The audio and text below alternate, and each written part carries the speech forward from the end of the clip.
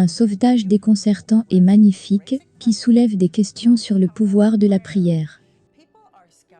Les gens ont parcouru près de 70 photos, à la recherche d'un homme qu'ils jurent avoir vu sur les lieux d'un accident de voiture. Il a prié, et une vie a été sauvée. Alors pourquoi a-t-il disparu, même des photos? Ce soir, le reportage de David Muir d'ABC sur le mystère de la foi. On l'appelle le miracle du Missouri, mais qui demeure cependant un grand mystère. Une adolescente au beau sourire, Kathy Lantz, 19 ans, coincée dans sa voiture écrasée, renversée par un chauffard ivre. Les premiers intervenants ont essayé de la faire sortir. L'adjoint du shérif Richard Adair n'oubliera pas, quand le chef des pompiers s'est tourné vers lui, désespéré. Il était inquiet parce qu'il n'avait plus d'option. Les outils ne fonctionnaient pas. Et c'était à ce moment-là, je dirais presque une heure après, il a dit, « Je ne sais pas comment nous allons la faire sortir. » Et j'ai dit, « Raymond, j'ai promis à sa mère et à elle, qu'on la fera sortir. » À l'intérieur de cette voiture, Kathy avait une demande. Celle de prier avec les secours. À haute voix. Et puis soudain, juste là, au milieu des rangées de maïs, sur la scène de l'accident, un homme est apparu. Il était vêtu d'une chemise noire de clergé, à col blanc. Et les secours ont remarqué quelque chose d'autre. Il avait une petite bouteille.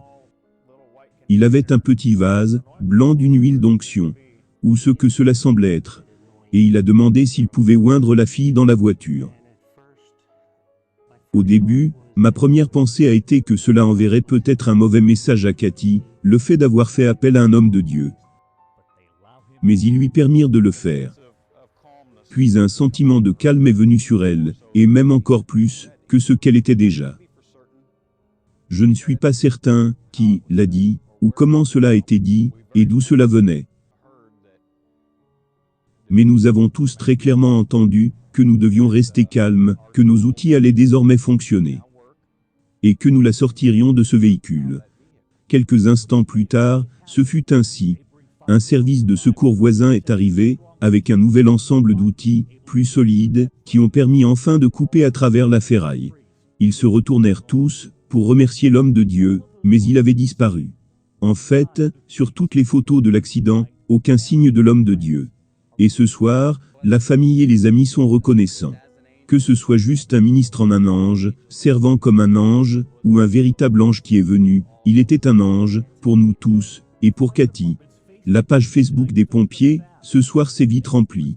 Est-ce que quelqu'un sur la scène de l'accident sait qui était le prêtre, qui est apparemment apparu de nulle part?